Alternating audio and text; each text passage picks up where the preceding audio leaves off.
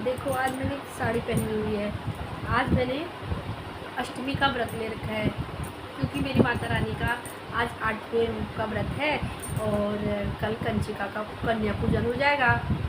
और उसके बाद फिर मेरी माता रानी जी हमेशा हमेशा के लिए अपना आशीर्वाद सबको बनाए, सब पर बनाए रखेंगी और सारे लोगों का जीवन सुखी रहे, अन्न पूर्ण से सबका भंडार भरा रहे, यही आशीर्वाद देके वो अपने धाम में रहेंगे और सबके दिलों में रहेंगे।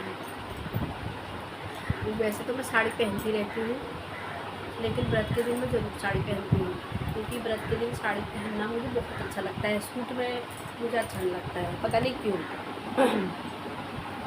सुबह से मैंने बहुत सारी साड़ियों को देखा और उनमें मुझे मतलब कोई भी साड़ी इतनी अच्छी नहीं लग पाई और यही ठीक लगी हल्की फुल्की, क्योंकि हैवी साड़ी पहनने से ना कोई फ़ायदा भी नहीं है। हैवी साड़ी पहनने से मुझे कोई फ़ायदा भी नहीं है, हैवी साड़ी मैं उठा ही नहीं पाती हूँ, इसलिए मैंने हैवी साड़ी कोई भी नहीं चुनी और एक सिंपल सी साड़ी चुनी है। और अब थोड़ी देर में बच्चों का टाइम भी हो जाएगा मेरा स्कूल से लाने का, और तब तक मैंने कहा चलो ठीक है यार कुछ और काम ही कर लूँ। घर के इतने सारे काम होते हैं और जो कि कभी ख़त्म ही नहीं होते हैं। आज मेरे कमर में इतना दर्द होने लग गया था, सुबह बहुत तेज तेज दर्द हो रहा था, मैं मतलब वो हो गई थी। दर्द पता नहीं क्यों हो गया अचानक से, कमज़ोरी भी हो गई है यार, ये बात सच है कि कमज़ोरी हो गई है। मैं इस बात को मानती हूँ कि ये बात भी सच है कि मुझे कमज़ोरी फील हो रही है, इसमें कोई शक वाली बात नहीं है। अब मैं थोड़ा ऐसा करती हूँ ना, ग्रेप्स खा लेती हूँ क्योंकि एनर्जी आएगी, वरना मैं तो सूख के पहले ही ऐसी हो गई हूँ और हो जाऊँगी। कमज़ोरी है, शरीर में कितनी जान है मेरी, कितनी जान होगी मेरी, अब मैं थोड़ा ग्रेप्स से धोती हूँ। इतना तो नहीं खा पाऊँगी, ये तो पहली सच्ची बात है यार, मैं इतना खा ही नहीं पाती हूँ। इतना तो मैं आप लोगों से घर पे मारते मारते खा लूँगी, वैसे मैं खाती नहीं हूँ। फल फूलों में मुझे कुछ भी पसंद नहीं है, ये मैं अपनी मजबूरी के लिए खा रही हूँ। ऐसा करती हूँ छोटे वाले टोकरे में रख देती हूँ ना, इस वाले टोकरे को मैं यूज़ करूँगी, इस वाले में इनको भर देती हूँ। ये बच्चों के लिए मैंने खाना बना हुआ है, मेरे बच्चों के लिए खाना बना हुआ है। मुझे खाना बनाने की भी कोई वो नहीं है, परेशानी। पराठे बने हुए हैं, मेरा है फास्ट और आज बच्चे उसी को खा लेते हैं। अब मैं तो गाइज अब मैंने प्लेट में रख लिए हैं ये ग्रेप्स। अब मैं ऐसा करती हूँ, ग्रेप्स को लेके चली जाऊँगी अपने इस वाले रूम में, ठीक है। ये इस वाले रूम में मैं थोड़ी देर बैठ जाऊँगी, है ना। अंदर तो बहुत देर से बैठी और बैठे बैठे कमर दर्द और हो गया, मैंने ये भी ध्यान दिया बैठे बैठे ज़्यादा ही कमर दर्द होता है। और भाई ने बैग भी यहीं पर रखा है, अंदर नहीं रखा उसने। बच्चों की हरकतें ऐसी होती हैं, मैं सजा के थक जाती हूँ, ये ख़राब करते करते थक जाते हैं। एक ही अकेला है मेरा, लोगों के 10 बच्चे उतना नहीं करते जितना मेरा एक अकेला कर लेता है, आतंक। ये ठीक है, पहले मैंने अपनी माता रानी को चढ़ाए थे, अब मैं खा रही हूँ।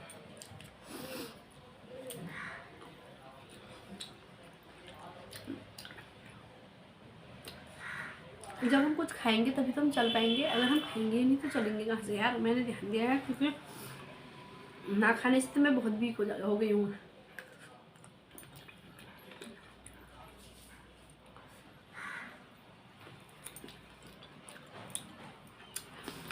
चाय पीने से क्या होता है ना, चाय पीने से, वैसे तो बिना चाय के मुझे चैन नहीं होता है, ये बात सच है, लेकिन चाय पीने से क्या है, मुझे गैस बनती है, इतनी गैस बनता है कि पूरी बॉडी गैस से भर जाती है और दर्द होने लगता है।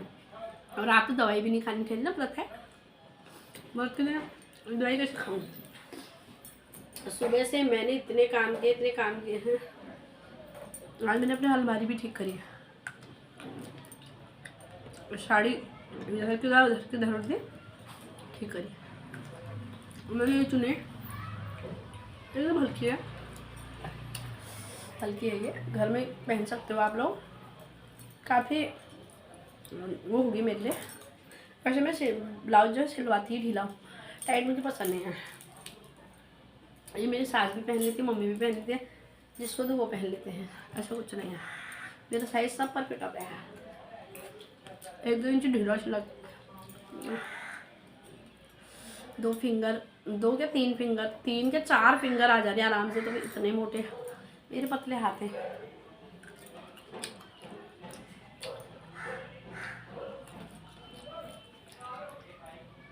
परसों बारिश की वजह से ना मौसम यहाँ बड़ा मस्त रहा, सुहाना रहा, और पंखे से ठंड लग रही थी कल रात को है, परसों रात को भी। मैं एसी वाले रूम में नहीं सोती हूँ, मैं इतनी चालाक हूँ। जिस दिन चालाक नहीं हूँ, मेरे हस्बैंड कहते तो चालाक है, पर मैं हूँ नहीं चालाक। पता किस चीज़ के लिए? सोने के लिए। जैसे एसी वाले रूम में मैं तभी आती हूँ जिस दिन मुझे गर्मी लगती है, तो हर कोई चाहता है मैं उसी में सो करके, तो मैं इस वाले रूम में आ जाती हूँ और यहाँ सो जाती हूँ। और कल मुझे ठंड लगी, बुखार भी आ गया था। कल रात को 8:30 बजे मैं दवा लेने गई अपने लिए, दवा लेके आई। दवा लेकर आने के बाद रात को मैंने दवा ली, उस दवा से मुझे आराम, गले का दर्द तो ठीक हो गया, झूठ के बोलूँगी ये गले में बिल्कुल भी दर्द नहीं है मेरे, और जुकाम भी कम है, ऐसा नहीं है कि खत्म है अभी। तो दवाई मैं खा नहीं सकती, अगर मैं आज दवाई खा ली तो जड़ से ख़त्म हो जाता है। और अब रात को ही खाऊंगी ज़रूर, कल उठना भी तो है।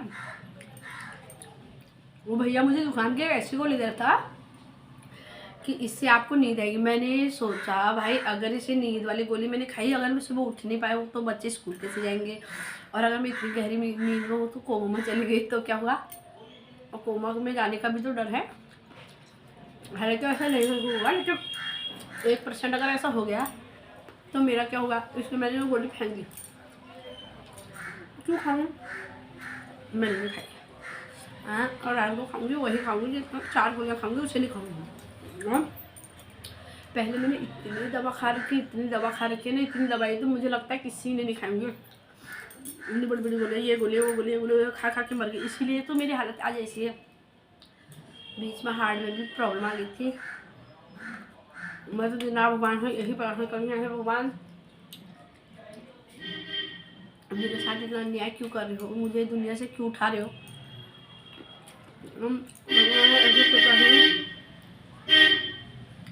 पता नहीं क्यों, जब मेरा वहाँ पे मेरे इतना पैसा लगाया ना इस चीज़ पे, अंत में जब मैंने इको ECG और वो मतलब 4-5 प्रकार के टेस्ट उन्होंने कराए हार्ट के, वो सारे के, उसके बाद जब उन्होंने कहा आपको कोई प्रॉब्लम नहीं है, तब जाके मैंने सोचा कि हाँ। और उस दिन के बाद 1-2 गोलियों से ही मेरा ये दर्द गायब हो गया। उससे पहले मुझे हार्ट में प्रॉब्लम होती थी, उन्हें गैस की हो गया।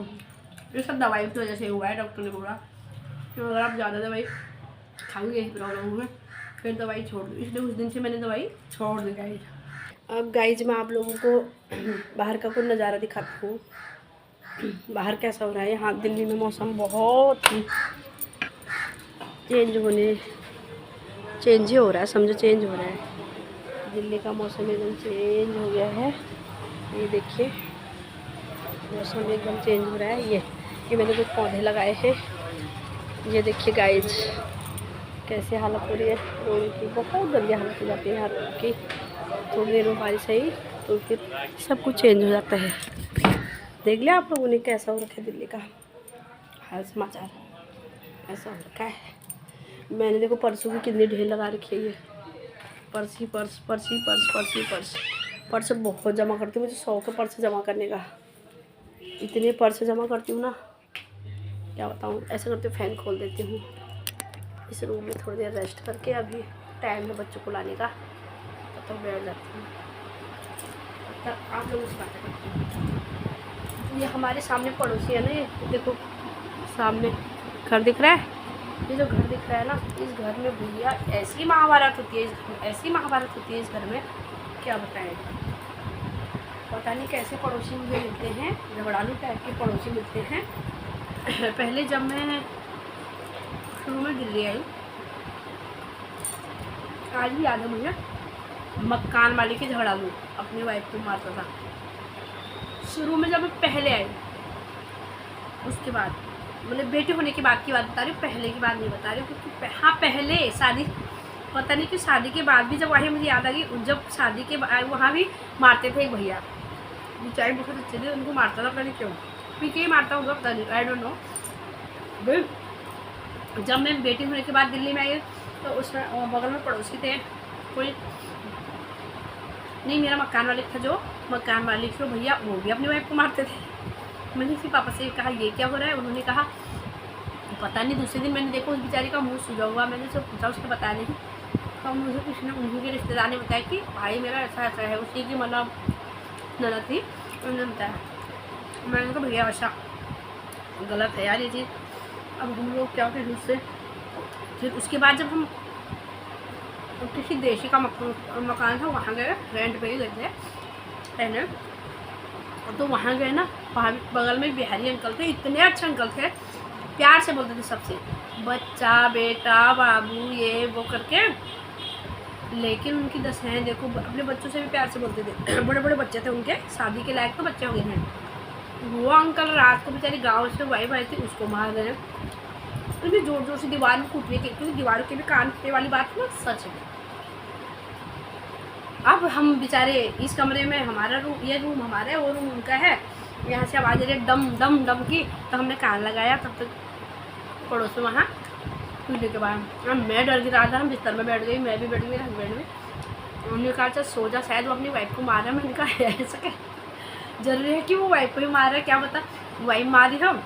लेकिन जब थोड़ी देर में मैंने ये, क्योंकि उनके दो भतीजा और बेटा तो बाहर हॉल में सोते थे ना, अंदर वो ही सोते थे अंकल आंटी, तो वो भैया और भाभी मतलब जो भी है, मैं भूल गई, मैं उनसे क्या बोलती थी मुझे ये भी याद नहीं है, अंकल आंटी समझ लो या फिर भैया भाभी समझ लो। तो उसके बाद बगल में से आवाज़ है ना, मैंने कान लगाया तो इतने में जोर जोर से आवाज़ आती है उसके, लेडीज़ की रोने की। तो मैंने कहा यार ये तो सच में वही रो रही है। मेरा मन हो रहा था कि जाऊँ वहाँ और अंकल जी को ही पीट दूँ। हाँ कसम से, ऐसे आदमी मुझे अच्छे लगते हैं, वो भी किसी औरत पर हाथ उठा रहा है बदतमीज़। तो मुझे गुस्सा आ गया, उन्होंने मुझे कहा तू चुपचाप सो जा, अपने शरीर में तो तेरी वैसी ही जान नहीं है, तू जाएगी लड़ने। फिर मैंने कहा हाँ यार ये बात भी सही है, सुबह मैं ख़त्म हूँ। फिर मैं सो गई हूँ। सोने के बाद दूसरे दिन मेरा मन हुआ कब मैं इस अंकल की शक्ल ना देखूँ और कब उठूँ और कब उससे पूछूँ फिर तुम्हारे साथ क्या हुआ।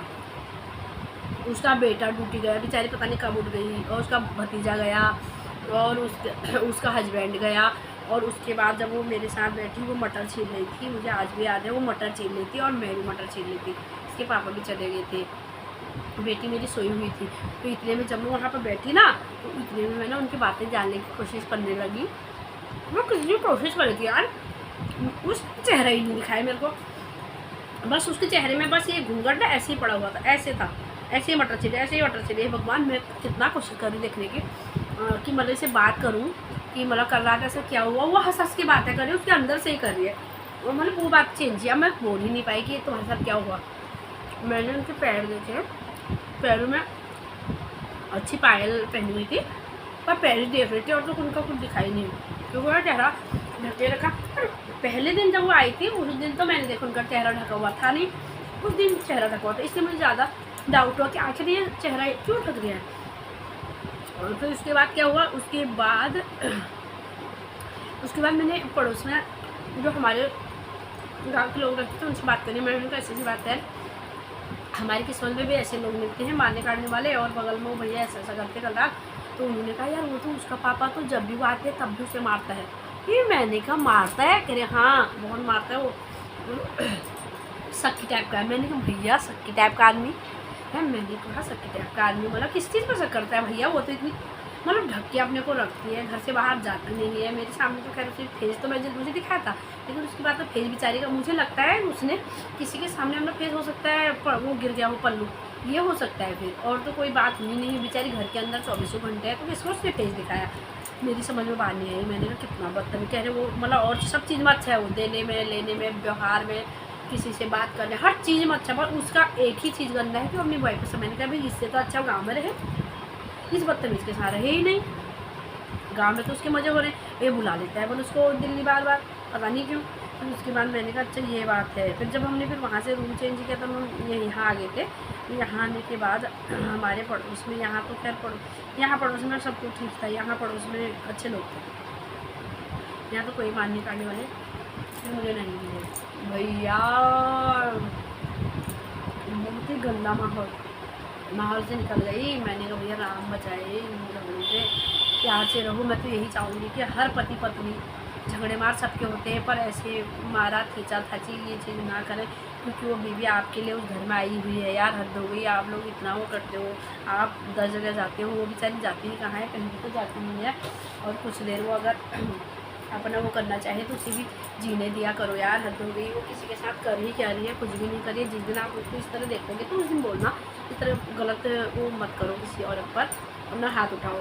पहली बार ना हाथ उठाओ। हाथ उठाने से पहले उस औरत से मैं कहूँगी साले का हाथ तोड़ दे, बस इतना ही कहूँगी यार उस औरत से।